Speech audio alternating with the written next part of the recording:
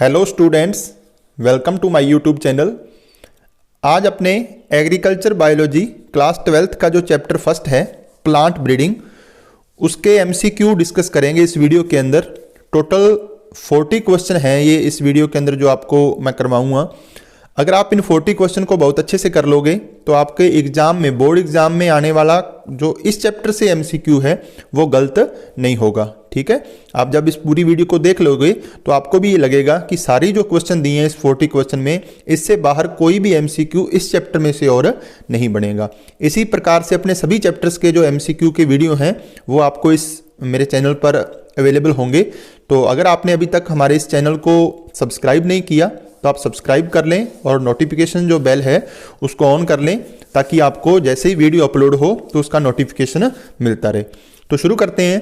पहला क्वेश्चन जो है वो है एकल पादप वर्ण विधि का विकास करने वाले वैज्ञानिक हैं। सिंगल प्लांट सिलेक्शन जो है, एकल पादप वर्ण जो है, इसका विकास किस वैज्ञानिक ने किया था? तो इसका ऑप्शन जो है, आंसर जो है वो डी हो जाएगा, नील्सन एहल ने किया था। ठीक है, ये किया था इसने 1900 में। ठीक है, तो याद रखना एकल पादप वर्ण विधि जो है, सिंगल प्लांट सिलेक्शन जो मेथड है, उसका विकास करने वाले वैज्ञानिक जो हैं वो नील्सन एहिल है। नेक्स्ट क्वेश्चन देखिए, शुद्ध वंशक्रम सिद्धांत का प्रतिपादन किसने किया? प्योर लाइन जो थ्योरी है वो किसने दी थी?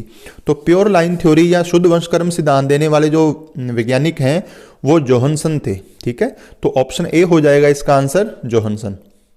नेक्स्ट क्वेश्चन देखिए, अगला जो क्वेश्चन है, वंशागति के नियमों का प्रतिपादन किस वैज्ञानिक द्वारा किया गया? तो ये आप 10th क्लास में भी पढ़ चुके हैं कि वंशागति के जो नियम थे, लॉ ऑफ इनहेरिटेंस जो था, वो मेंडल द्वारा दिया गया था। ठीक है, तो ग्रेगर जॉन मेंडल, इसका ऑप्शन बी हो जाएगा। नेक्स्ट क्वेश्चन, वंशागति के नियमों की पुनः खोज कब की थी? तो अपने जानते हैं कि मेंडल ने 1856 से लेकर 1856 से लेकर 1864 तक अपने प्रयोग किए थे। तो उसके बाद इसके नियमों को इतना तवज्जो नहीं दी दुनिया ने, क्योंकि दुनिया जो है उस टाइम लेमार्किज्म और डार्विनिज्म में उलझी हुई थी। तो इसके नियमों की बाद में पुनः खोज की गई, रीडिस्कवरी की गई। 3 साइंटिस्ट हैं, हालांकि इस चैप्टर में अपने साइंटिस्ट के नाम तो याद नहीं रखने, लेकिन सन जरूर याद रखना है कि इसके नियमों की जो खोज है वो 1900 में की गई। ठीक है, तो ये अपने को याद होना चाहिए। 3 साइंटिस्ट के नाम भी आप याद कर सकते हो करना चाहो तो। ह्यूगो डी व्रीज था, एरिक वॉन शेरमेक था और कॉर्ल कॉरेंस्का जर्मनी का। ठीक है, नेक्स्ट क्वेश्चन, पादप प्रजनन के सिद्धांतों एवं विधियों का उपयोग करते हुए तैयार की गई कपास की प्रथम हाइब्रिड किस्म, यानी कि प्लांट ब्रीडिंग के जो मेथड्स हैं उनका यूज करते हुए कॉटन की कौन सी हाइब्रिड किस्म पहली सर्वप्रथम जो तैयार की गई वो कौन सी है? तो 4 ऑप्शन है, H1, H2, H3, H4। तो इसमें से डी ऑप्शन H4 जो है वो हाइब्रिड किस्म कपास की सबसे पहले तैयार की गई प्लांट ब्रीडिंग के थ्योरी और इसके प्रोसीजर का यूज करते हुए। तो ये याद रखना है, बहुत इंपॉर्टेंट क्वेश्चन है ये। नेक्स्ट क्वेश्चन, फसलों के जीन प्रारूप में परिवर्तन करके उनको मानव के लिए उपयोगी बनाने की जो क्रिया है उसे क्या कहते हैं? तो अगर अपने क्रॉप्स के जीनोटाइप के अंदर, प्लांट्स के जीनोटाइप में चेंज करके उसको ज़्यादा यूजफुल बना सके मानव के लिए, तो इस क्रिया को, इस प्रोसीजर को कहा जाता है प्लांट ब्रीडिंग, पादप प्रजनन। तो इसका ऑप्शन ए हो जाएगा। ये क्वेश्चन आपको वेरी शॉर्ट आंसर में भी मिल सकता है कि पादप प्रजनन किसे कहते हैं, तो इसका वो जो क्वेश्चन दिया हुआ अपने, यही इसका क्या हो जाएगा, आंसर हो जाएगा। ठीक है, नेक्स्ट क्वेश्चन है, सरसों में उपस्थित अम्ल जो मानव स्वास्थ्य के लिए हानिकारक होता है।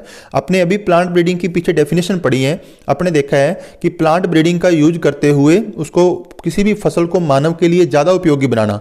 तो सरसों के अंदर इरूसिक अम्ल पाया जाता है, इसको प्लांट ब्रीडिंग द्वारा पादप प्रजनन की विधियों का उपयोग करते हुए इसको रिड्यूस किया जा सकता है सरसों के अंदर, ताकि वो मानव के लिए उसका यूज जो है सरसों का तेल के रूप में अपने यूज करते हैं जैसे सरसों को, तो वो हानिकारक ना हो। तो इरूसिक अम्ल पाया जाता है सरसों में। ठीक है, नेक्स्ट, फसल सुधार के लिए मूलभूत आवश्यकता है। देखो अपने जो प्लांट ब्रीडिंग के अंदर क्या किया जाता है, क्रॉप का अपने सुधार करते हैं, है ना, उसकी वैरायटी के अंदर सुधार करते हैं। तो उसका फंडामेंटल जो नीड है वो क्या है?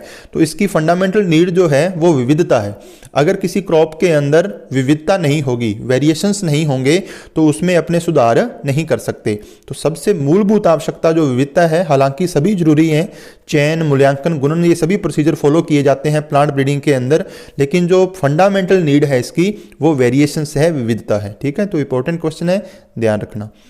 मनुष्य द्वारा जंगली प्रजातियों को खेती करने के लिए उगाना, यानी कि जो जंगली प्रजातियां हैं उनको अगर अपने खेती करने के लिए उगाते हैं तो इसको क्या कहते हैं? तो इसको डोमेस्टिफिकेशन कहा जाता है, ग्राम्यन कहा जाता है। ठीक है, तो ये क्वेश्चन ऐसे भी पूछा जा सकता है एग्जाम में आपसे कि ग्राम्यन किसे कहते हैं। तो ये ध्यान रखना आपको कि मनुष्य द्वारा जंगली प्रजातियों को खेती करने के लिए उगाने को ग्राम्यन कहा जाता है। नेक्स्ट क्वेश्चन, किसी जाति की कायिक कोशिकाओं में पाए जाने वाले गुणसूत्रों की संख्या अगर 2n से डिफरेंट हो जाए, 2n से भिन्न हो जाए या अधिक हो जाए तो इस अवस्था को क्या कहा जाता है? तो इसको पॉलीप्लॉइडी कहा जाता है, बहुगुणिता कहा जाता है। ये बहुत इंपॉर्टेंट टॉपिक है इस चैप्टर में अपने, बहुगुणिता या पॉलीप्लॉइडी जो है। तो आपसे 1 नंबर में इसकी डेफिनेशन भी पूछी जा सकती है वेरी शॉर्ट आंसर में कि बहुगुणिता या पॉलीप्लॉइडी किसे कहते हैं। तो आपको याद रखना है कोई भी स्पीसीज हो उसकी जो वेजिटेटिव सेल्स होती हैं, सोमेटिक सेल्स जो होती हैं, कायिक कोशिकाएं जो होती हैं, उनमें पाए जाने वाले नंबर ऑफ क्रोमोसोम जो है वो 2n से डिफरेंट हो जाए या ज़्यादा हो जाए तो इसको क्या कहते हैं? बहुगुणिता कहते हैं। ठीक है, नेक्स्ट क्वेश्चन अपने पास है, किसी जीव के किसी लक्षण में अचानक यानी कि आकस्मिक और वंशानुगत, मतलब जो एक पीढ़ी से अगली पीढ़ी में ट्रांसफर होता रहे, उसको क्या कहते हैं? तो इसे उत्परिवर्तन कहा जाता है, म्यूटेशन कहा जाता है।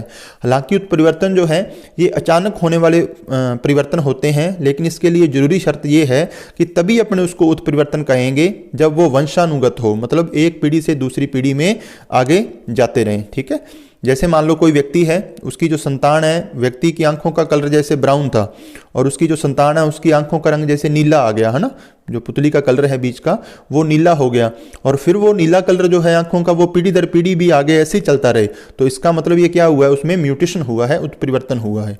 नेक्स्ट देखिए, भारत में जनन द्रव्य को एकत्रित यानी कलेक्ट करना जर्म प्लाज्म को और उसको स्टोर करना, संरक्षित करने का कार्य कौन सी संस्था करती है? बहुत इंपॉर्टेंट क्वेश्चन है ये। यहाँ से 2 तरह का क्वेश्चन पूछा जा सकता है आपसे। एक तो ये जो दिया हुआ है इसका आंसर हो जाएगा NBPGR, और दूसरा क्वेश्चन आपसे इस NBPGR की फुल फॉर्म पूछी जा सकती है। ठीक है, तो हिंदी में आप इसको ये लिख सकते हो कि राष्ट्रीय पादप अनुवांशिक संसाधन ब्यूरो। ठीक है, इस चैप्टर के अंदर हालांकि अपने कई तरह की जो फुल फॉर्म है वाले वर्ड हैं उनको याद करना है, जिसमें से एक ये NBPGR है, मोस्ट इंपॉर्टेंट है, इसको आप याद रखोगे। नेक्स्ट क्वेश्चन देखिए, प्राथमिक जीन कोश के अंतर्गत आने वाली प्रजातियों में संकरण से प्राप्त संकर होते हैं, यानी कि जो जीन पूल के 3 टाइप दिए हैं अपने पास, प्राइमरी, सेकेंडरी, टर्सरी, उसमें से जो प्राइमरी जीन पूल के अंदर आती हैं जातियां, उनमें आपस में संकरण कराने से कैसे हाइब्रिड आपको मिलते हैं? तो प्राइमरी जीन पूल की जो प्रजातियां हैं उनमें हाइब्रिडाइजेशन करवाने से जो हाइब्रिड मिलते हैं वो फर्टाइल होते हैं, यानी उर्वर होते हैं, उनमें जनन की क्षमता पाई जाती है। तो ऑप्शन ए हो जाएगा इसका। ठीक है, अगर आपसे यहाँ सेकेंडरी जीन कोश के बारे में पूछ लिया जाए, द्वितीयक जीन कोश के अंतर्गत, तो उसका आंसर वो बंदे भी हो सकते हैं, यानी कि जिसमें जनन की क्षमता ना हो, स्टीराइल भी हो सकते हैं और फर्टाइल भी हो सकते हैं। अगर प्राथमिक की जगह तृतीयक जीन कोश पूछ लिया जाए तो इसमें जो अपने को हाइब्रिड मिलते हैं वो सारे के सारे स्टीराइल होते हैं, बंदे होते हैं। तो प्राथमिक पूछे तो फर्टाइल, द्वितीयक पूछे तो फर्टाइल भी हो सकते हैं और स्टीराइल भी हो सकते हैं, बंदे भी हो सकते हैं, और थर्ड अगर तृतीयक पूछे तो बंदे होंगे। तो इसका ऑप्शन जो है वो ए हो जाएगा, फर्टाइल होते हैं। नेक्स्ट क्वेश्चन, बाहर से आयातित बीजों तथा पादप उत्पादों का रोग, कीट एवं खरपतवार इनसे मुक्त करवाने की जो सुनिश्चित करने की प्रक्रिया है उसको क्या कहते हैं? तो ये तो आज के टाइम में सभी वर्ड जानते हैं, एक जिसको अपने क्वारंटाइन बोलते हैं। तो क्वारंटाइन किया जाता है कुछ टाइम के लिए उस सीड को या उन बाहर से मंगाए हुए पादप के भागों को, ताकि उनमें ये पहले से ये श्योर किया जा सके कि किसी प्रकार का कोई रोग कारक, कीट, कोई खरपतवार इसके अंदर नहीं है। तो इसको क्वारंटाइन बोलते हैं, इसको संगरोध कहा जाता है। ठीक है, नेक्स्ट, भारत में पादप पुनर्स्थापन द्वारा निम्नलिखित में से गेहूं की कौन सी किस्म तैयार की गई है? यहां इंपॉर्टेंट है, पादप पुनर्स्थापन द्वारा गेहूं की कौन सी किस्म? देखो वैसे तो ये सारी किस्में पादप पुनर्स्थापन द्वारा तैयार की गई है भारत के अंदर। TN फर्स्ट भी है, IR28 भी है, सोनारा 64 भी है, IR36 भी है, लेकिन इसमें से TN फर्स्ट, IR28 और IR36 ये सारी की सारी जो है ये धान की फसलें हैं, है ना, चावल की हैं। गेहूं की पूछी है तो सोनारा 64 जो यहाँ इसका ऑप्शन हो जाएगा। तो करेक्ट आंसर जो है वो कौन हो जाएगा? सोनारा 64 हो जाएगा। अगर धान की पूछे तो बाकी तीनों जो हैं वो धान की दी हुई हैं। ठीक है, नेक्स्ट क्वेश्चन, धान का प्राथमिक उद्गम केंद्र है। धान सबसे पहले जो उद्गम हुआ धान की खेती का वो कहाँ हुआ, तो इसका ऑप्शन जो है वो ए हो जाएगा। हमारे बुक के अंदर एक टेबल बनी हुई है उद्गम केंद्रों की, तो उसको आप थोड़ा ध्यान से देख लेना। उसमें कुछ क्रॉप्स दी हुई हैं एक साइड में और एक साइड उनके उद्गम केंद्र दिए हुए हैं।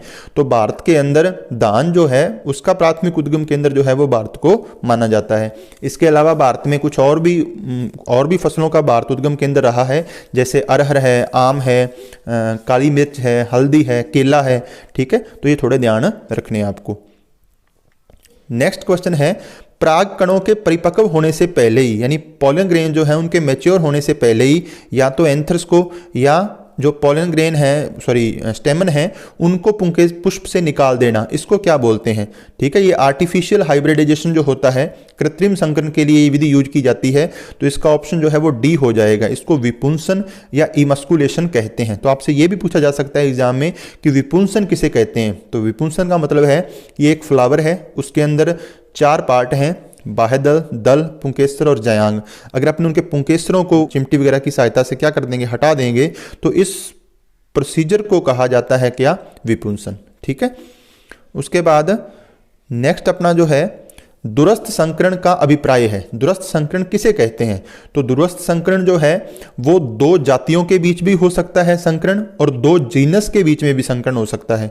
तो इसका ऑप्शन बी भी सही है, डी भी सही है, सॉरी सी भी सही है। तो इसमें बी और सी मतलब बै व सै दोनों हो जाएंगे। डी ऑप्शन हो जाएगा इसका करेक्ट। ठीक है, उसके बाद अगला क्वेश्चन जो है, निम्नलिखित में से संकरण द्वारा प्रजनन की विधि नहीं है। यानी कि 3 विधियां तो वो हैं जो संकरण द्वारा है और एक विधि जो है वो संकरण द्वारा प्रजनन की विधि नहीं है। तो वंशावली विधि तो है संकरण की, तो ये तो नहीं है इसका ऑप्शन। ठीक है, पुंज विधि भी है, तो ये भी नहीं है ऑप्शन। प्रतीप संकरण, ये भी संकरण में होता है, ये भी ऑप्शन नहीं है। तो आवर्ती चयन, इसका जो करेक्ट आंसर है, ये संकरण की विधि नहीं है, संकरण द्वारा प्रजनन की विधि नहीं है, आवर्ती चयन। ठीक है, नेक्स्ट, वंशावली विधि में एकल पौधों का चयन किया जाता है। यानी कि जो वंशावली मेथड पढ़ते हैं अपने, उसके अंदर सिंगल प्लांट सिलेक्शन जो है वो कब किया जाता है? बहुत इंपॉर्टेंट क्वेश्चन है। वंशावली विधि में सिंगल प्लांट सिलेक्शन जो है वो F2 जनरेशन जो होती है, F2 पीढ़ी या उसके बाद की जो पीढ़ियां होती हैं, उनमें सिंगल प्लांट सिलेक्शन किया जाता है, एकल पादप का चयन किया जाता है। नेक्स्ट क्वेश्चन, वंशावली विधि में चयनित संततियों, यह संततियों आएगा, संततियों गलत लिखा गया, संततियों का प्रारंभिक उपज परीक्षण, यानी कि जो स्टैंडर्ड वैरायटी होती है उसके साथ उसकी उपज परीक्षण जो है वो कौन से वर्ष में किया जाता है? तो ये वंशावली विधि में अपने से पूछा हुआ है कि कौन से वर्ष में किया जाता है। तो अपने को ध्यान रखना है कि वंशावली विधि जो है वो 8वें वर्ष के अंदर, ठीक है, 8वें साल के अंदर वंशावली विधि में प्रारंभिक उपज परीक्षण किया जाता है। ठीक है, नेक्स्ट, संकरण की पुंज विधि का सर्वप्रथम प्रयोग किस वैज्ञानिक द्वारा किया गया? संकरण की पुंज विधि पूछी है, जो बल्क मेथड है उसका सर्वप्रथम किस वैज्ञानिक ने किया? तो जिसने सबसे पहला अपना जो क्वेश्चन आया था, ठीक है, जिसमें अपने सिंगल प्लांट सिलेक्शन पढ़ा था, एकल पादप वर्ण विधि का विकास किया था, उसी ने ही पुंज विधि को सर्वप्रथम प्रतिपादित किया। नीलसन, यही आंसर हो जाएगा इसका। नेक्स्ट क्वेश्चन, संकरण की पुंज विधि में चयनित संततियों, ये फिर थोड़ा वर्ड में मिस्टेक है, संततियों आएगा, का प्रारंभिक उपज परीक्षण। ठीक है, पीछे अपने वंशावली विधि में पूछा था, यहां अपने पुंज विधि में पूछा है कि कौन से वर्ष में किया जाता है ये स्टैंडर्ड किस्म के साथ। तो इसका आंसर वंशावली में याद रखना 8वां साल था, और पुंज विधि में जो है इसका आंसर वो कौन सा साल हो जाएगा? 10वें वर्ष में ये काम किया जाता है। ओके, नेक्स्ट क्वेश्चन, मानव निर्मित प्रथम बहुगुणित धान्य फसल है, यानी कि ह्यूमन मेड जो फर्स्ट पॉलीप्लॉइड धान्य फसल है वो कौन सी है? तो इसका आंसर जो है वो ट्रिटिकेल है। ठीक है, सी ऑप्शन हो जाएगा। और ऑप्शन में आपको बताना है कि ट्रिटिकेल जो है वो किन किन फसलों के संकरण से मिश्रित की हुई फसल है। आपको ऑप्शन जो आंसर है अपना वो मुझे कमेंट बॉक्स में मैसेज करके बताना है। ठीक है, किस किस से तैयार की गई है ट्रिटिकेल जो है। नेक्स्ट क्वेश्चन, म्यूटेशन शब्द का सर्वप्रथम प्रयोग किसने किया? उत्परिवर्तन शब्द जो है वो सर्वप्रथम किसने दिया था? तो उत्परिवर्तन शब्द जो सर्वप्रथम देने वाले वैज्ञानिक थे वो ह्यूगो डी वरीज थे। तो सी ऑप्शन हो जाएगा 25 नंबर क्वेश्चन का। नेक्स्ट, ड्रोसोफिला में सफेद आंख उत्परिवर्तनों की खोज, ठीक है, व्हाइट आइज म्यूटेशंस जो हैं उनको डिस्कवर करने वाले साइंटिस्ट सबसे पहले कौन से थे? तो ड्रोसोफिला पर सर्वाधिक जो प्रयोग किए गए वो मॉर्गन द्वारा किए गए थे। तो इसका ऑप्शन जो है वो डी हो जाएगा, मॉर्गन ने। नेक्स्ट क्वेश्चन, स्वतः उत्परिवर्तन में उत्परिवर्तन की दर प्रति जीन प्रति पीढ़ी कितनी होती है? ये क्वेश्चन बोर्ड एग्जाम में इससे पहले पूछा भी जा चुका है वेरी शॉर्ट आंसर में। तो स्वतः उत्परिवर्तन जो होता है उसमें उत्परिवर्तन की दर जो प्रति जीन प्रति पीढ़ी होती है वो 10 की पावर -7 से 10 की पावर -4 होती है। ठीक है, तो आपको तो ऐसे लिखना है, ये 10 की पावर -7 से 10 की पावर -4, ठीक है, प्रति जीन प्रति पीढ़ी होती है। बहुत इंपॉर्टेंट क्वेश्चन है। नेक्स्ट क्वेश्चन, निम्नलिखित में से भौतिक उत्परिवर्तन, देखो म्यूटेशन जो होते हैं, उत्परिवर्तन किन्हें कहते हैं? जो उत्परिवर्तन को प्रेरित करते हैं। और यहां से अपने भौतिक उत्परिवर्तन के बारे में पूछा है, कौन कौन से हैं? तो एक्सरे भी है इसका ऑप्शन, गामा रेज भी हैं और पैराबैंगनी रेज भी हैं। ठीक है, तो इसका ऑप्शन जो है वो आपका डी हो जाएगा, ऑल ऑफ दीज। ठीक है, नेक्स्ट क्वेश्चन, एक्स किरणों की उत्परिवर्तजन्य प्रकृति के बारे में बताने वाले वैज्ञानिक हैं। यानी कि अगर एक्स किरणें भी उत्परिवर्तन की तरह काम करती हैं, इसके बारे में सबसे पहले किसने बताया था? तो सबसे पहले बताने वाले जो थे वो मूलर थे। ठीक है, 29 का बी हो जाएगा, मूलर। नेक्स्ट क्वेश्चन है, द्विगुणित गुणसूत्र से एक गुणसूत्र युग्म का कम होना। द्विगुणित गुणसूत्र का मतलब 2n है और गुणसूत्र युग्म का मतलब कम होना 2n-2। इसको क्या बोलते हैं? तो द्विगुणित गुणसूत्र में से एक गुणसूत्र युग्म का कम होना 2n-2 कंडीशन जो है इसको न्यूलिसोमी कहा जाता है। ठीक है, हिंदी में तो नाम से पता लग जाता है ये, इंग्लिश इसलिए मैंने ऑप्शन इंग्लिश में लिखे हैं। आपके एग्जाम में ऐसा भी आपको क्वेश्चन मिल सकता है। ठीक है, तो इनके बारे में आप याद रखना, थोड़ा सा आपको ये पता होना चाहिए कि क्या क्या है। मोनोसोमी जो होती है ये 2n-1 होता है, यानी 2n से -1 करते हैं। न्यूलिसोमी जो होती है 2n-2 होता है।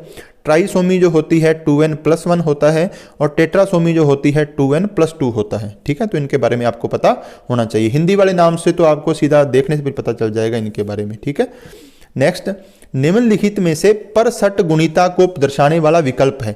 यानी परसठ गुणिता जिसके अंदर पूरे के पूरे जीनोम की कॉपी होती है। ठीक है, तो उसको दर्शाने वाला विकल्प कौन सा है? तो इसका परसठ गुणिता के बारे में पूछा है, तो 2n1 + 2n2 + 2n3, जीनोम की 3 कॉपियां जो हैं अगर बन जाए तो इसको परसठ गुणिता कहते हैं। अगर 2 बने तो इसको पर चतुर्गुणिता बोलते हैं। तो ऑप्शन क्या हो जाएगा? 2n1 + 2n2 अगर पर चतुर्गुणिता पूछे। ठीक है, यहां से अपने क्या पूछा गया है? परसठ गुणिता पूछा गया है, पर चतुर्गुणिता पूछे तो इसका ऑप्शन ए हो जाएगा। ठीक है, नेक्स्ट क्वेश्चन, निम्नलिखित में से समूह चयन का दोष नहीं है। यानी कि समूह चयन उनका दोष कौन सा नहीं है इनमें से? तो समरूपता का अभाव, ये तो दोष है समूह चयन का। ठीक है, तो ये तो नहीं होगा। बीज प्रमाणीकरण मुश्किल, ये भी दोष है समूह चयन का, तो ये भी ऑप्शन नहीं होगा।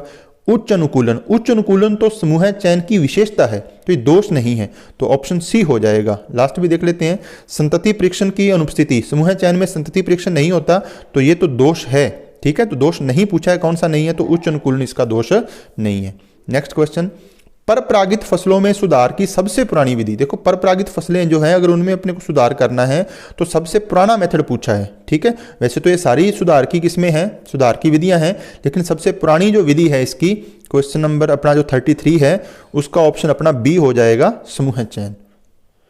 नेक्स्ट क्वेश्चन, आवर्ती चयन का विचार देने वाले सर्वप्रथम जो वैज्ञानिक हैं वो कौन से थे? आवर्ती चयन के बारे में सबसे पहले किसने विचार दिया था? तो इसके ए ऑप्शन और बी ऑप्शन दोनों ही आवर्ती चयन से संबंधित हैं, लेकिन हेज और गार्बर ने सबसे पहले विचार दिया था आवर्ती चयन का। ठीक है, और ईस्ट और जोन्स ने इसको स्वतंत्र रूप से बताया था, विकसित करने का काम किया था। तो अगर सर्वप्रथम पूछे तो हेज एंड गार्बर हो जाएगा, और अगर विकसित करने का या स्वतंत्र रूप से देने का पूछे तो ऑप्शन ईस्ट है जोन्स हो जाएगा। ठीक है, नेक्स्ट क्वेश्चन, सामान्य संयोजन क्षमता के लिए आवर्ती चयन, यानी आवर्ती चयन के आगे प्रकार दिए हुए हैं अपने पास, जो चयन के अपने प्रकार पढ़ते हैं, तो उनमें जो सामान्य संयोजन क्षमता के लिए आवर्ती चयन है उसका प्रस्ताव देने वाले वैज्ञानिक कौन कौन से थे? तो इसका ऑप्शन जो है वो सी हो जाएगा, जेंकिंस ने दिया था इसके बारे में सबसे पहले विचार सामान्य संयोजन क्षमता के बारे में, और 1940 के अंदर दिया गया था। ठीक है, तो याद रखना ये जो जितने भी साइंटिस्ट वाले क्वेश्चन है कि कौन से वैज्ञानिक ने ये प्रस्ताव सबसे पहले दिया, किसने सबसे पहले बताया, ये बहुत इंपॉर्टेंट है आपके MCQ क्वेश्चन के लिए।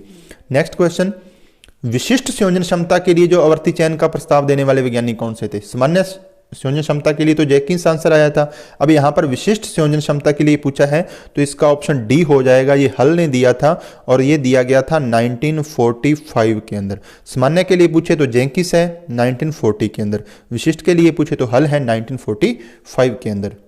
नेक्स्ट क्वेश्चन है, व्युत्क्रम आवर्ती चयन का सुझाव देने वाले वैज्ञानिक हैं। व्युत्क्रम आवर्ती चयन के बारे में किसने बताया? तो ये 3 नाम दिए हुए यहाँ पर, कॉम्स्टॉक, रॉबिन्सन और हार्वे, इन तीनों ने बताया था व्युत्क्रम आवर्ती चयन के बारे में। तो इसका ऑप्शन डी हो जाएगा right answer, all of these. ठीक है, नेक्स्ट, काजरी का मुख्यालय कहाँ स्थित है? ये एक संस्था है, इसका मुख्यालय पूछा गया है। आपके एक बिल्कुल जो इस चैप्टर का लास्ट पेज है उसमें एक टेबल दी हुई है जिसमें कुछ संस्थाओं के नाम लिखे हुए हैं, उनकी फुल फॉर्म लिखी हुई है और उनके मुख्यालय लिखे हुए हैं। तो अपने को तीनों तरह के क्वेश्चन पूछे जा सकते हैं। इनका पूरा नाम पूछा जा सकता है, इनका मुख्यालय स्थित कहाँ पर है ये पूछा जा सकता है। तो मैंने 3 क्वेश्चन वहाँ से बनाए हैं जो अपने राजस्थान से रिलेटेड हैं। हालांकि आपको वो सभी याद करने हैं, किसी भी प्रकार का जो क्वेश्चन आपको एग्जाम में पूछा जा सकता है। तो काजरी का जो मुख्यालय है वो जोधपुर में स्थित है। ठीक है, CAZRI, और इसका पूरा नाम भी आपको पता होना चाहिए याद, केंद्रीय शुष्क क्षेत्र अनुसंधान केंद्र इसको कहा जाता है। ठीक है, नेक्स्ट क्वेश्चन, राष्ट्रीय सरसों अनुसंधान केंद्र कहाँ स्थित है? तो सरसों अनुसंधान केंद्र जो है वो राजस्थान के अंदर स्थित है और भरतपुर में स्थित है। ठीक है, तो ये पता होना चाहिए। और बिल्कुल लास्ट क्वेश्चन आज का, राष्ट्रीय बीजीय मसाला अनुसंधान केंद्र।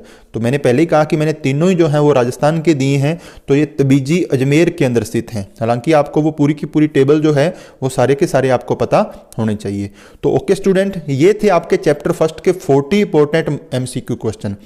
आपको एग्जाम के अंदर जो इस चैप्टर से MCQ आने हैं उनके बारे में पहले ही मैंने बता दिया एक वीडियो के अंदर, ब्लूप्रिंट के अंदर, कि किस चैप्टर से कौन कौन से किस टाइप के क्वेश्चन पूछे जाने हैं। अगर आपने वो वीडियो नहीं देखा तो उसका लिंक मैं आपको इस वीडियो के डिस्क्रिप्शन में डाल दूंगा, आप वहाँ से देख लेना। तो अगर आप इन क्वेश्चंस को अच्छी तरह से कर लेते हो तो आपको एग्जाम के अंदर, बोर्ड एग्जाम के अंदर किसी भी प्रकार से MCQ क्वेश्चन में कोई प्रॉब्लम आने वाली नहीं है। ओके स्टूडेंट्स, मिलते हैं नेक्स्ट नए चैप्टर के नए MCQ के साथ। तब तक के लिए थैंक यू, खुश रहें, स्वस्थ रहें।